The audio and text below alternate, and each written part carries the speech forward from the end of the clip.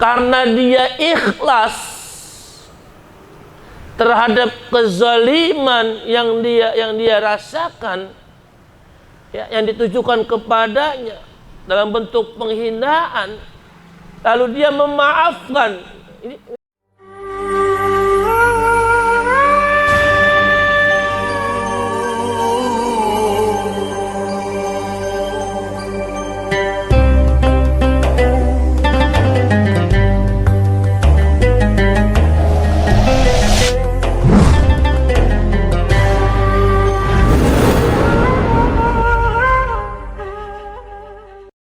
Para asatiz yang berbahagia, yang kita muliakan, Al-Mukarram Ustaz Sofyan, semoga Allah limpahi keberkahan untuk beliau.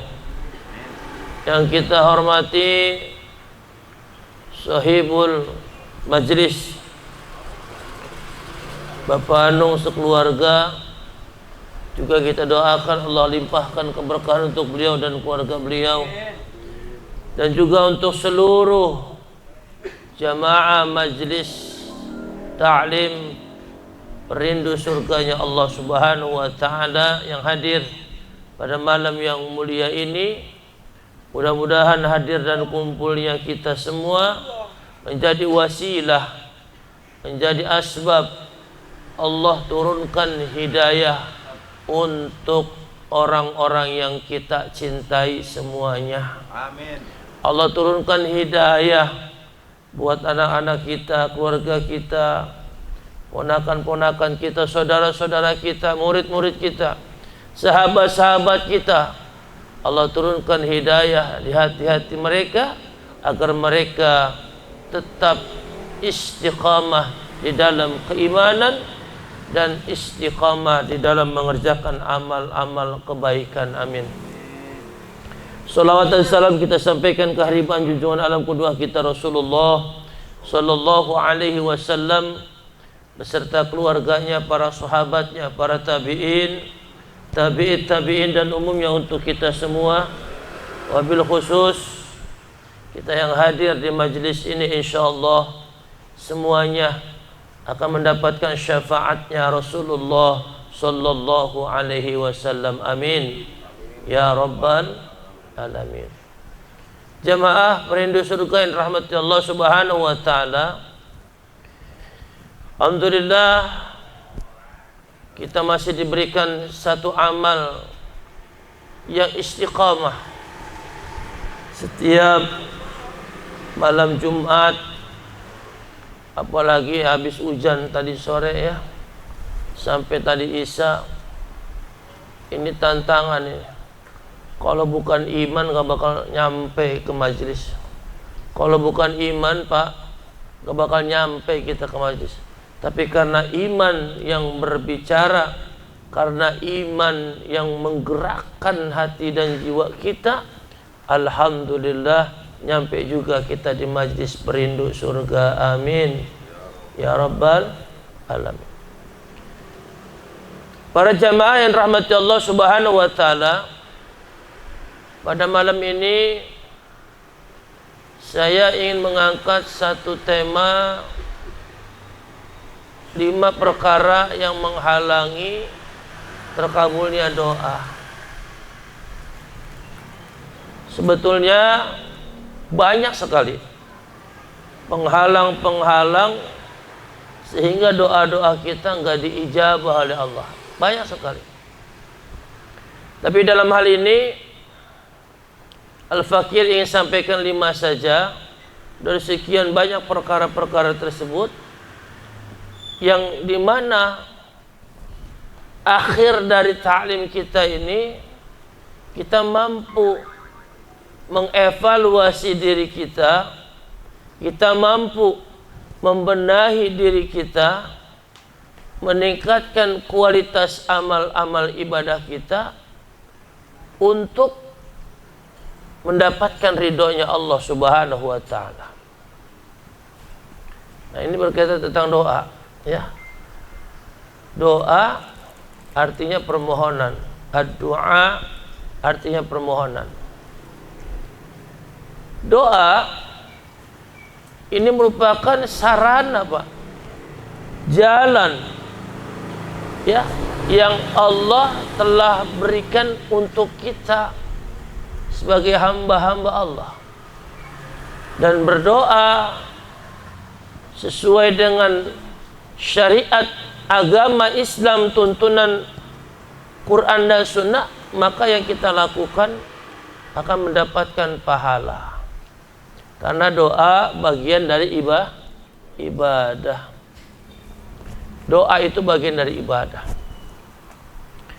Banyak sekali persoalan-persoalan besar, permasalahan-permasalahan kita di dalam diri kita, di dalam keluarga kita, atau kehidupan sehari-hari, yang dimana kadang kita beranggapan Allah itu nggak adil. Allah mah nggak adil. Tuh orang tukang mabuk, tukang judi, konsumsi narkoba, berzina, tapi kayaknya hidupnya enak-enak aja itu. Kayaknya doanya dia enak-enak aja. Lah kita sholat, ngaji, baca Quran, nuntut ilmu, masih kismin aja. Hati-hati, Pak. Perkara seperti ini hati-hati. Ini akan melemahkan dari iman kita kepada Allah. Lebih-lebih di zaman sekarang. Kalau iman enggak dipertebal, iman enggak diasah, iman enggak dikuatkan, hancur kehidupan kita, Pak. Bapak jamaah rahmati Allah Subhanahu wa taala. Ada satu ungkapan disampaikan oleh orang-orang salihin di dalam satu kitab, namanya kitab Nasuhul Ibad, yang mafhumnya beliau katakan begini: ada satu perkara ibadah yang kecepatannya itu melebihi kecepatan cahaya. Kecepatannya melebihi kecepatan cahaya. Kecepatannya menembus seluruh alam. Masya Allah, Pak. Kecepatannya melebihi kecepatan cahaya. Kecepatannya menembus seluruh alam. Ibadah apa itu? Yaitu doa. Pak, kita baru viral kemarin ya, tukang es, Pak. Ya, benar. Tukang es, Pak. Dia itu sesungguhnya hatinya sakit, tersayat. Dia berdoa kepada Allah, ya Allah, ya, aku terzolimi ya Allah, maafkan orang yang menzolimiku ya Allah. Tapi kalau si tukang es itu, Pak, dia malah mencaci maki kembali orang yang menghinanya, gak bakal, Pak, diangkat seperti ini, Pak, derajatnya, Pak. Karena dia ikhlas terhadap kezaliman yang dia rasakan, ya, yang ditujukan kepadanya dalam bentuk penghinaan, lalu dia memaafkan. Ini Pak, karena dia memaafkan, Pak. Kalau dia nggak memaafkan saat itu, Pak, nggak mungkin Allah angkat derajatnya. Kalau kita buka laporan itu ya, Masya Allah tuh laporannya ya, berangkatin haji, bangunin rumah, ya, kemudian ada yang berangkatin umroh, ada yang ngasih duit. Masya Allah, Allah mudah kalau ingin ngangkat derajat seseorang. Betul. Allah permudah. Artinya, Pak, jangan salah, ya, itu bapak tukang es, Pak Son Haji namanya. Namanya udah bagus tuh. Pak Son Haji ini, kalau kita mau telusuri, bisa jadi ada amal soleh yang menjadikan ia mulia di hadapan Allah. Apa itu? Ya doa tadi. Doa tadi, Pak. Dan doa ini merupakan perintah yang Allah berikan kepada kita, dan kita nggak boleh nggak berdoa. Kita wajib berdoa. Dan ini merupakan ibadah ubudiyah yang sifatnya langsung vertikal kepada Allah Subhanahu wa ta'ala. Ya, jadi ini perintah yang Allah berikan, Pak. Mana dalil perintah berdoa dan doa itu pasti diijabah oleh Allah? Al-Quran surah Al-Ghafir ayat 60. Mari sama-sama kita baca. Bismillahirrahmanirrahim. Wa qala rabbukum ud'uni astajib lakum.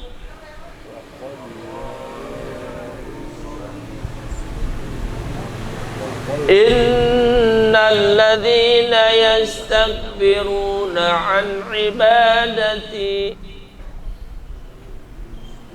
Mana suaranya nih? Sayadkhuluna jahannama dakhirin.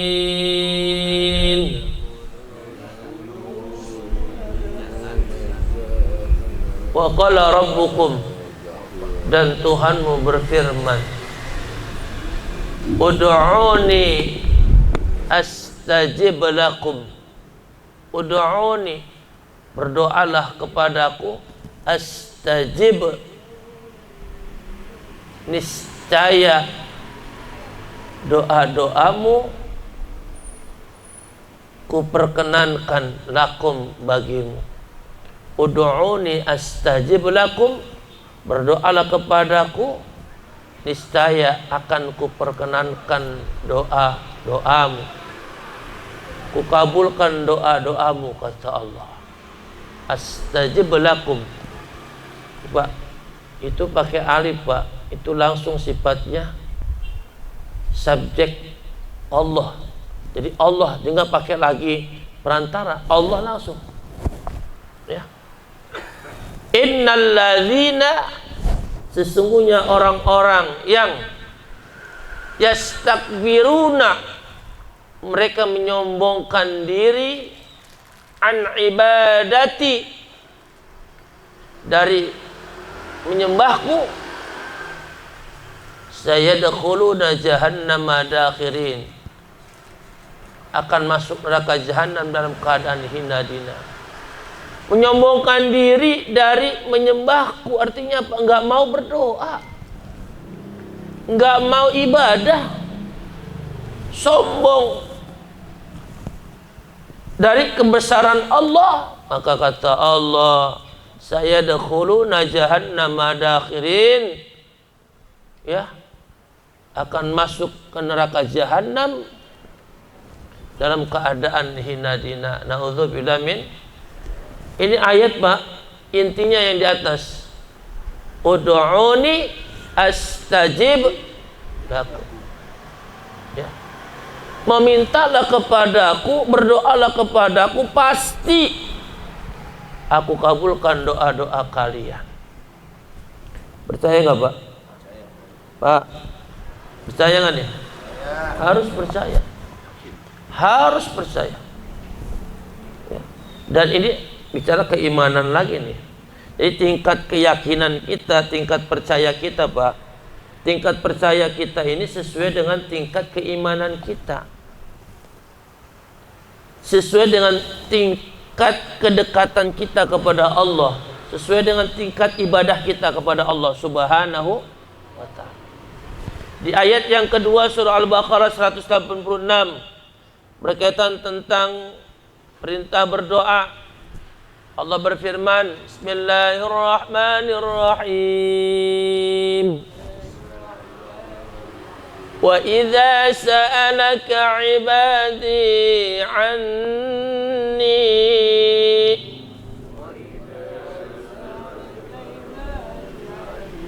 wa inni qarib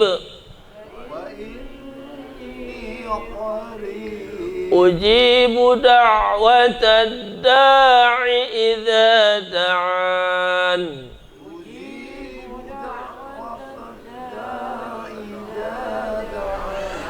فليستجيبوا لي وليؤمنوا بي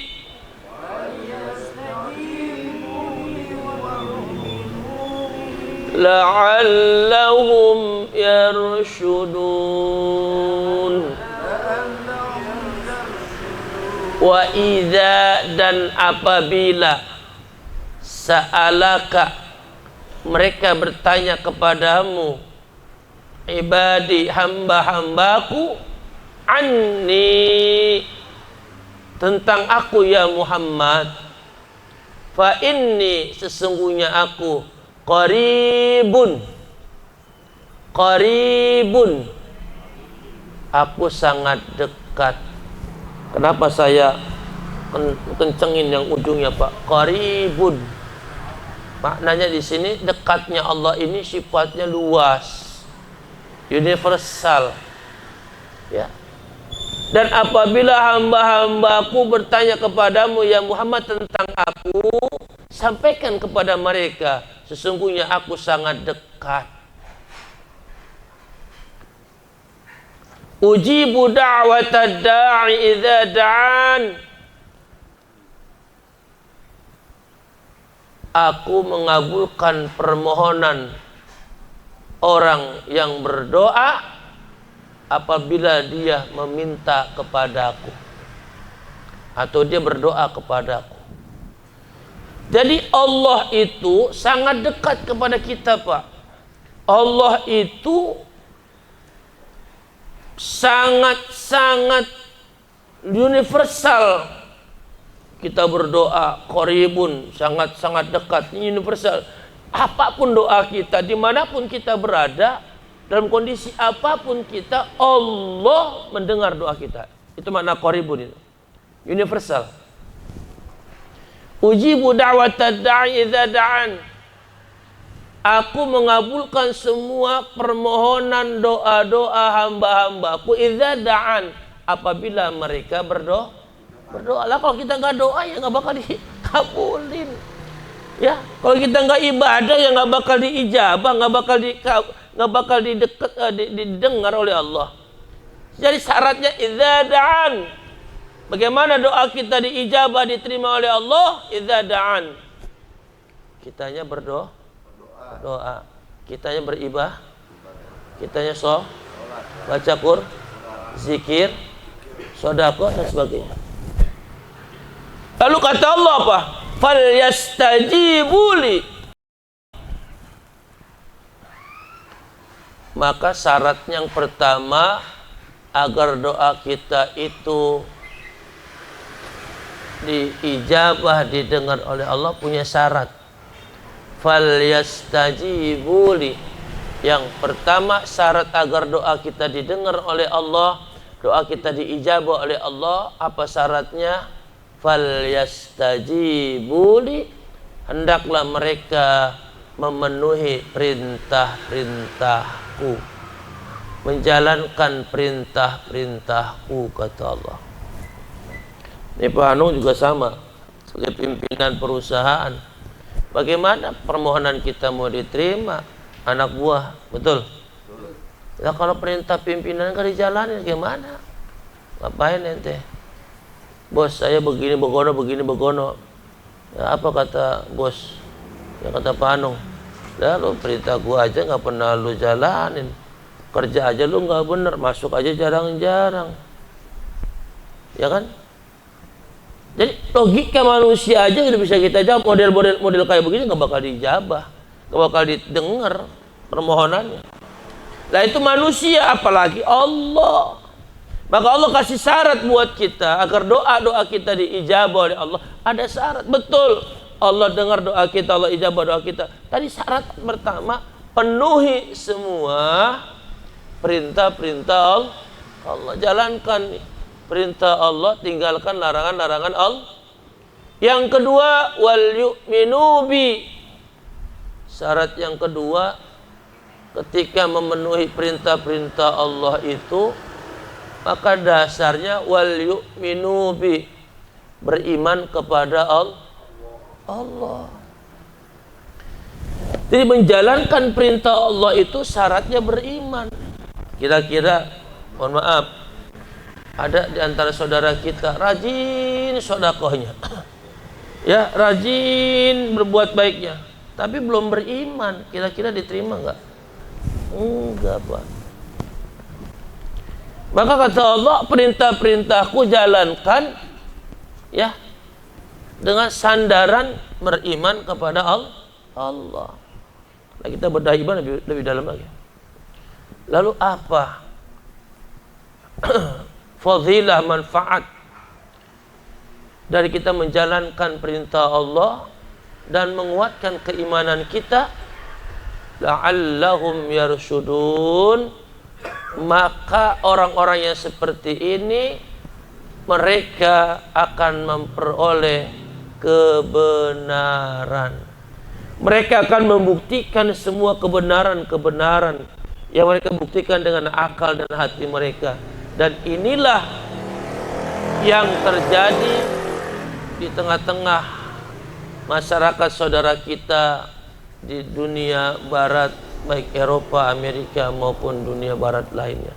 Mereka memperoleh kebenaran Islam sebab apa? Sebab mereka melihat betapa mulianya ajaran Islam itu sendiri. Bisa dipaham ya?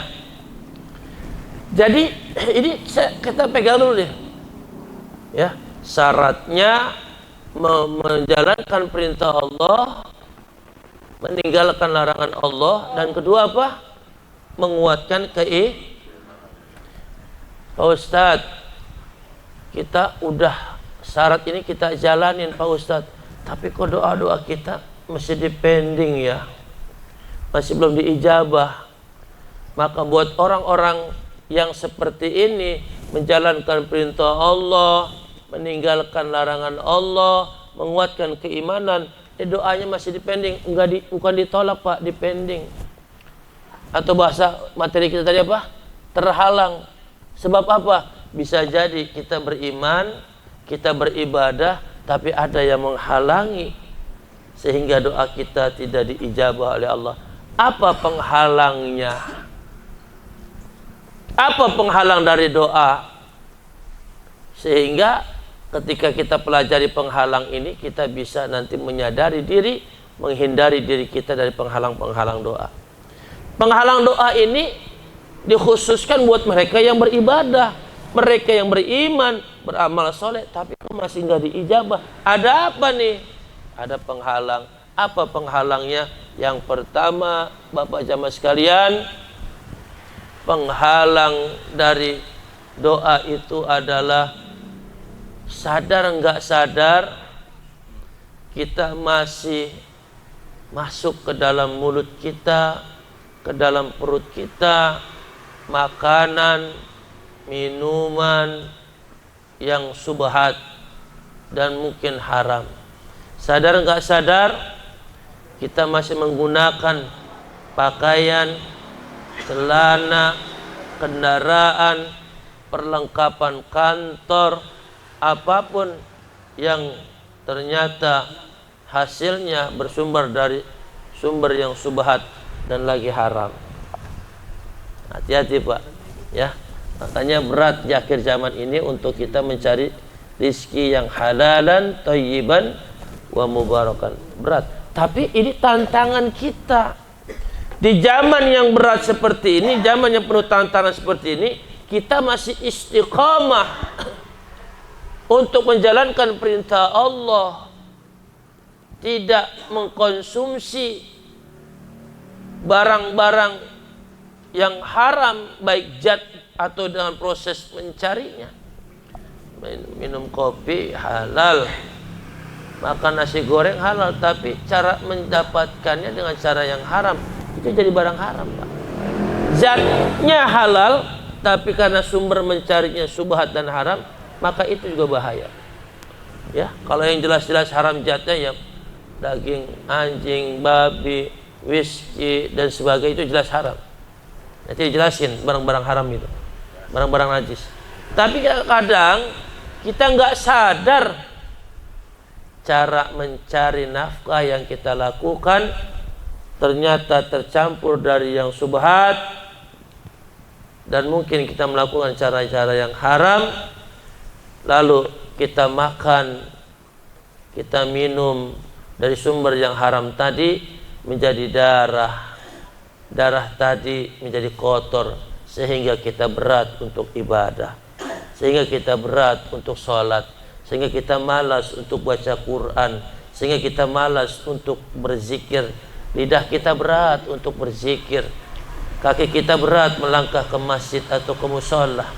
Dan dampak yang lebih fatal lagi, bukan cuma buat kita yang mencari nafkah yang tercampur dengan syubhat dan haram tadi, dipakailah uang tadi untuk beli makan minum, dimakan oleh istri kita, maka akibatnya istri kita menjadi jahat.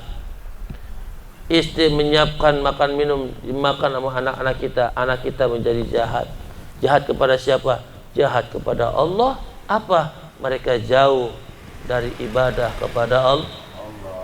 Jadi ada satu pertanyaan, Pak, tadi hari Senin kemarin di pengajian itu, Pak Ustadz, dampak real, pertanyaannya bagus, Pak Ustadz, dampak real, Pak, ketika saya sebagai suami, kepala keluarga mencari nafkah, ada Pak barang yang subhat dan haram masuk ke perut saya dan anak istri saya, Pak. Dampak realnya apa? Saya pegang tadi, saya bilang dampak real langsung yang terjadi pada diri kita, anak-anak kita dan istri kita atau keluarga kita, mereka malas ibadah. Itu yang subhat, Pak. Ibadahnya malas-malasan, itu masuk barang subhat. Hati-hati, Pak. Tapi kalau masuk barang haram, kita kasih makan minum dari sumber yang haram pada anak kita, istri kita, yang terjadi apa? Mereka suka meninggalkan ibadah. Na'udzubillah min. Makanya ada cerita Bang Anung, ya Ustaz, cerita yang membuat saya itu sampai sekarang itu benar-benar berpikir dalam sekali, ya. Kisah yang luar biasa yang saya alami, spiritual yang saya alami ketika saya kecil. Umur saya masih 45 tahun. 45 tahun, ya, saya mengalami satu perjalanan spiritual luar biasa. 45 tahun itu saya dekat dengan emak saya. Emak saya itu suka bawa bapak bikin kue keliling, ya. Atau ambil baju di gadean itu, ya, dia jualin, ya. Atau emak saya itu ke pasar. Artinya susah banget, ya, saya bilang. Susah, hidup susah banget, ya, mak, ya, saya bilang. Padahal, Pak, jujur, Pak, saya 45 tahun tuh otak saya udah bergerak, udah sempurna otak saya. Padahal di kamar orang tua saya, di lemari itu, Pak, itu duit, ya. Itu satu lemari itu duit semua, Pak. Karena bapak saya itu pelatih tinju. Pelatih tinju, bapak saya itu, ya, di Pertina itu, dan pernah menjadi petinju tahun 50-an. Saya ngelihat, Pak, itu duit banyak itu loh di lemari. Saya ngomong sama emak saya, ya, ini pengalaman spiritual saya, Bang, ya. Pengalaman spiritual saya. Saya nanya sama emak saya, Mak, ngapain sih Mak repot-repot ke pasar, Mak? Ngapain sih Mak repot-repot jualan kue, Mak? Ya, tinggal minta aja sih uang sama bapak. Oh, duitnya banyak kok di lemari. Emak saya senyum, saya dicium, Pak. Umur 45 tahun saya dicium. Apa kata emak saya? Ya, Dek, itu uang haram. Goncang nggak, Pak? Bapak goncang nggak? Saya umur 45 tuh saya nggak ngerti itu uang haram. Tapi ketika disebut emak saya itu uang haram, goncang jiwa saya. Mak, uang haram apa sih, Mak? Saya nanya ke emak saya. Uang haram itu, kalau emak ambil itu uang dari lemari, lalu emak beli beras, masak, dimakan sama kalian, kalian nanti malas ngaji, kalian nanti malas sholat, kalian nanti berakhlak jelek. Itu dampaknya kalau masuk tuh yang haram ke perut kalian. Maka jaga jangan sampai masuk barang-barang haram ke dalam perut kalian, perut anak-anak kalian nanti. Itu amanat dari orang tua, ya. Makanya alhamdulillah amanat ini memang berat, tapi memang harus dijalanin proses, ya, proses dari kita pegawai CPNS ke PNS untuk naik pangkat itu semua Pak berkecimpung sesuatu yang subhat dan haram. Alhamdulillah sampai sekarang saya bisa jaga diri, bisa menjaga diri. Alhamdulillah, ya. Mudah-mudahan ya Allah terhindar ya kita semua dari cara-cara subhat maupun haram. Amin ya rabbal. Jadi itu Pak, kalau jenisnya yang haram mungkin kita udah paham. Surah Al-Maidah ayat 3. Hurrimat 'alaikumul maitatu wad-damu wa lahmul khinzir wa ma uhilla li ghairillahi bihi wal munkhariqah wal muqudhatu wal mutaraddiyah dan selanjutnya. Diharamkan bagimu memakan bangkai, darah, daging babi dan daging hewan yang disembelih bukan atas nama Allah. Hewan yang tercekik, hewan yang dipukul, yang jatuh, yang ditanduk, yang diterkam binatang buas, kecuali yang sempat kamu sembelih dengan mengucapkan asma Allah. Jadi ketika tercekik belum mati Pak, langsung buru-buru kita potong gitu ya dengan asma Allah, itu halal. Tapi kalau dia mati tercekik, ya, kita ada kambing itu kecekik itu mati, itu udah jadi bangkai, ya, dan sebagainya, ya. Jadi ini udah perintah Allah menjauhkan hal-hal barang-barang zat-zat yang memang jelas-jelas haram, ya, whisky, ya, kemudian narkoba, atau tempat-tempat yang menyiapkan sesuatu yang harus kita jauhkan. Nggak boleh kita ikut, nggak boleh kita deketin, nggak boleh. Kenapa? Karena itu perintah Allah Subhanahu wa Ta'ala. Kecuali kita ada satu urusan, ya, yang bukan kaitan dengan masalah tempat tersebut, tapi kita bagian dalam pemerintahan, misalnya polisi gitu, ya, atau tentara atau lurah, dia punya kepentingan datang ke tempat-tempat itu untuk membenahi atau untuk menutupnya, sah, boleh, ya. Nah, yang pertama paham Pak ya, mudah-mudahan paham ya. Jadi memakan makanan, minuman, pakaian yang dihasilkan dari cara yang subhat dan haram itu akan menghalangi dari doa kita kepada Allah Subhanahu wa Ta'ala. Penghalang kuat itu Pak, jangan sampai ada nih, ya. Makanya kita harus benar-benar mendidik, ya, istri kita dengan pendidikan yang baik, agama yang baik. Karena kan laki-laki itu bisa khilaf Pak, laki-laki baik, laki-laki saleh bisa khilaf, bisa jadi penjahat ketika banyak rongrongan dari perempuan yang tidak dididik dengan pendidikan agama yang kokoh. Rongrongan ini, rongrongan itu, ya, dia nggak tahu yang kita bawa ada sesuatu yang bukan hak kita atau bukan milik kita. Dia nggak peduli, itu salah. Harus kita ajarin Pak, ya. Makanya salah satu saya mengajarkan istri itu, salah satunya apa? Duit yang ada di tas saya, kalau nggak saya kasih kamu berarti bukan duit saya, jangan kamu ambil. Jadi kadang kan perempuan gitu Pak, jangankan yang kelihatan di tas, nggak kelihatan dicari, ya, dicari kadang. Kadang Bang, mohon maaf ya, istri-istri Ustaz itu pintar cari duit. Kita khotbah Bang, buka amplop di WC itu, kecium juga baunya gila. Pada WC itu kan, ketok, ngapain Bang? Hitung duit ya, wah kecium juga, luar biasa. Penciuman perempuan itu tajam sekali, ya. Tapi harus kita didik Pak, ya, harus kita tegasin, ya. Kadang kan di tas kita bukan duit kita semua, kadang kita ada urusan ini, urusan itu yang kita butuh, ya kan. Nah kalau memang itu bahasa kasarnya hak kita dan memang itu kewajiban kita, kita kasih gitu.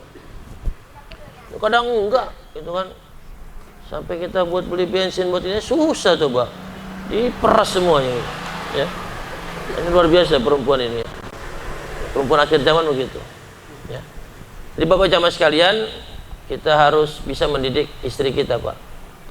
Mendidik anak-anak perempuan kita agar mereka bersifat qanaah. Ya.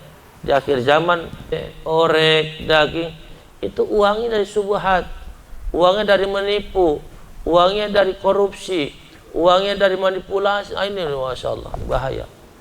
Ya. Dampaknya apa? Anak malas ibadah. Lebih berat lagi, anak suka ninggalin ibadah. Makanya saya kalau menyampaikan kepada anak-anak murid saya bilang, kalian itu diajak sholat susah banget ya. Kalian ini diajak ngaji susah banget ya. Coba tanya sama orang tua kalian. Saya gituin, Pak. Coba tanya sama orang tua kalian, ya, cari nafkah rizkinya itu kira-kira tercampur enggak dengan yang subhat atau yang haram? Ya, saya tanyain, saya bilang, nggak usah takut-takut. Ya, ternyata Pak ada juga yang nanya ke orang tua aja, Pak. Ada yang nanya, dapat berapa hari dia ngadap saya, Pak, gimana Pak ya untuk membersihkan pendapatan seperti itu ya? Kenapa? Yang Bapak bilang itu saya tanya ke orang tua saya, ke bapak saya. Ternyata bapak saya orang pelabuhan, Pak. Gitu kan ya. Terus gimana? Gimana caranya, Pak? Suruh telepon bapak kamu ke saya, jangan kamunya, saya bilang. Ya. Jadi suruh bapaknya telepon ke saya biar saya kasih arahan berdasarkan firman Allah dan hadis Rasulullah Shallallahu Alaihi Wasallam. Jangan anaknya. Kalau anaknya kasih penjelasan kan nggak tepat. Ternyata ada itu seperti itu. Maka itu bukti nyata, Pak. Bukti nyata kalau masuk sesuatu yang subhat dan haram ke badan kita, ke badan anak-anak kita, istri kita, keluarga kita, yang pertama dampaknya males ibadah. Nah kalau udah kebanyakan tuh subhat dan haramnya, dampak kedua, Pak, ya, suka ninggalin ibadah. Tambah parah itu yang haram masuk terus. Dampak ketiga, suka melakukan yang haram, berzina, maksiat, narkoba, judi, miras. Itu dampak fatal, Pak. Na'udzubillah min. Semoga Allah lindungi diri kita, anak-anak kita, istri kita, keluarga kita dari hal-hal seperti itu. Amin ya rabbal alamin. Cukup ya, satu dulu ya. Mudah-mudahan nanti bulan depan bisa kita lanjutin. Udah 1,5 jam lebih nih. Bulan depan, bulan iya, bulan depan gitu. 11 itu juga kalau dijadwalin. Oke, satu lagi deh. Ya. Yang kedua tadi pengalaman ya. Di dunia maya hari ini seorang penjual es itu Allah angkat derajatnya. Ya. Apa yang menghalangi kita, doa-doa kita terhalang? Yaitu kita nggak sadar, kadang ucapan kita, kadang perbuatan kita, kadang tutur kata kita, kadang sikap kita itu menyakitkan hati orang lah.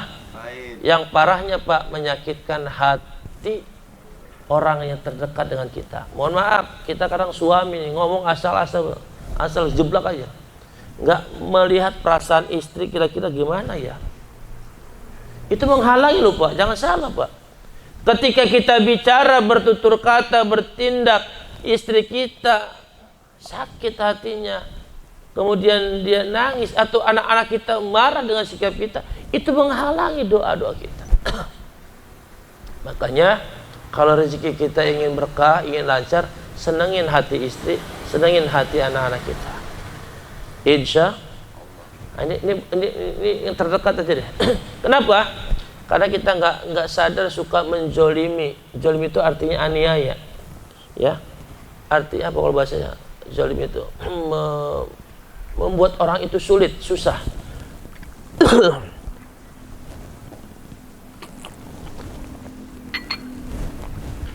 Zalim itu membuat orang itu sulit, susah, membuat orang itu nggak karuan lah, ya. Baik dengan perbuatan, ucapan maupun dengan perbuatan kita. Sholat kita, rajin kita sholat, rajin kita baca Quran, rajin kita ibadah, tapi kok doa kita nggak diijabah-ijabah juga ya? Ada apa nih? Oh, bisa jadi ada di antara kita bicara, bertindak, ya, ucapannya, perbuatannya menjadikan orang lain itu nggak enak. Orang lain itu sakit hatinya. Ya, orang lain itu iris hati, dia menangis. Maka perbuatan kita seperti itu, Bapak Jamaah sekalian, itu menghalangi dari doa-doa kita. Kayak kita nih, saya suka istighfar saya kalau malam, ya Allah. Kadang saya bicara sama anak, kadang sama bicara kayak anak-anak yang lain itu. Kadang istighfar kita. Ya Allah, kadang kita kalau ngomong sama teman kayaknya lembut banget deh. Lama istri kayak kita ngomongnya kasar banget ya. Kita introspeksi, terus introspeksi. Maka ketika orang-orang terdekat kita itu tenang, senang dengan keberadaan kita, istri anak-anak kita itu tenang, dengan keberadaan kita, istri anak-anak kita itu senang, bahagia. Oh tuh Pak, luar biasa Pak. Itu rezeki dari langit kayak air bah Pak. Apalagi dengan keberadaan kita, ayah ibu kita senang. Ya Allah. Dengan keberadaan kita, masih punya ayah, masih punya ibu, dengan keberadaan kita mereka senang, mereka bahagia. Itu Pak, rezeki dari langit, dari bumi Pak. Gak bakal terhambat ketika orang tua, ayah ibu kita masih ada. Itu surga buat anak Pak. Ketika orang tua udah nggak ada, maka tertutuplah satu pintu doa kebahagiaan buat mereka. Maka ketika kita masih ada orang tua Pak, ya Allah, ya saya merasakan kok masih ada emak gitu ya. Apa yang saya minta itu nggak lama Pak diijabah oleh Allah. Ma ini ma itu ma ini ma itu nggak lama diijabah. Coba kata ma iya, sholatnya masjid ya bersama ayah. Iya, itu doang ngomong orang tua. Iya doang. Masya Allah. Iyahnya itu harus Allah bergetar. Kita bahagia nih Pak. Ya masih punya orang tua harus bahagia. Ya, masih punya orang tua bahagia, masih punya ibu bapak mertua bahagia. Kenapa? Doa mereka itu sama seperti doanya Rasulullah Sallallahu Alaihi. Dan kita nggak boleh, ya nggak boleh menzalimi mereka dengan tidak berbuat adil. Nggak boleh menzalimi mereka dengan ucapan kita yang menyakitkan hati dan perasaan, dengan sentakan, dengan bentakan, dengan apalagi dengan fisik. Wah, itu udah akan menghalangi banget doa-doa kita. Ya. Apa kata Allah dalam Al-Qur'an surah An-Nahl 90? Bismillahirrahmanirrahim. Innallaha ya'muru bil adli wal ihsan wa ita'i dzil qurba wa yanha 'anil fahsya'i wal munkari wal baghi ya'izukum la'allakum tadhakkarun. Ini doa menjelang khutbah akhir ya. Sesungguhnya Allah menyuruh kalian berlaku adil dan berbuat kebaikan, memberi kepada kaum kerabat. Masya Allah Pak.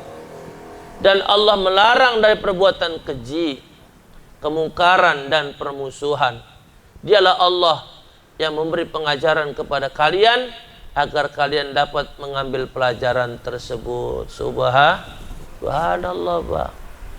Ya, makanya nih setiap ibadallah, biasa tuh setiap akhir salat tuh Jumat kan, ibadallah, wahai hamba-hamba Allah, innallaha ya'muru bil adli wal ihsan wa ita'i dzil qurba wa yanha 'anil fahsya'i wal munkari wal baghi ya'izukum la'allakum tadhakkarun.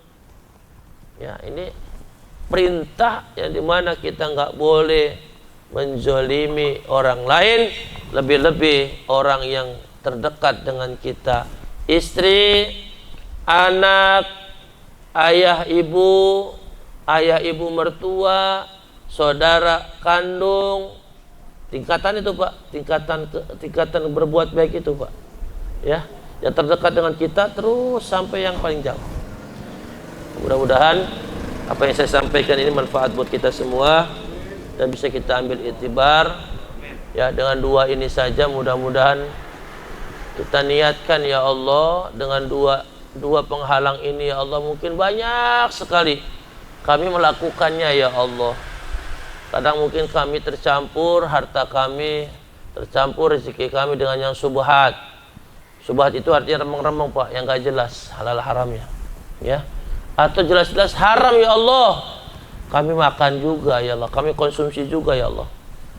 Nah, kita berlindung kepada Allah. Yang kedua, ya Allah, kadang kami tidak adil kepada istri, kepada anak, kepada orang tua.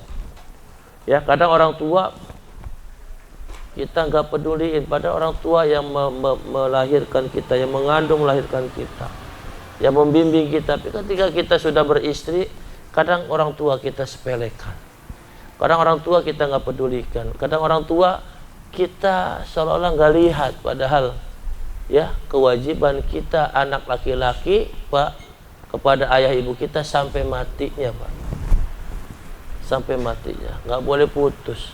Maka wajib kita mendidik istri kita menjadi istri yang salehah, mendidik anak-anak kita menjadi anak yang saleh dan salehah. Dengan cara apa? Tetap istiqamah hadir di majlis rindu surga. Kita dengerin ilmu-ilmu dari guru-guru kita, kita dengerin amal-amal dari guru-guru kita, sehingga bertambahlah ilmu dan amal kita, dan kemudian kita amalkan dalam kehidupan sehari-hari. Disitulah akan meningkat kualitas dan kuantitas iman kita. Amin ya rabbal alamin. Demikian yang dapat saya sampaikan, lebih dan kurang mohon maaf. Yang benar datang dari Allah, yang salah yang khilaf adalah kebodohan saya. Mohon dibukakan pintu maaf yang seluas-luasnya. Akhirul kalam. Assalamualaikum warahmatullahi wabarakatuh.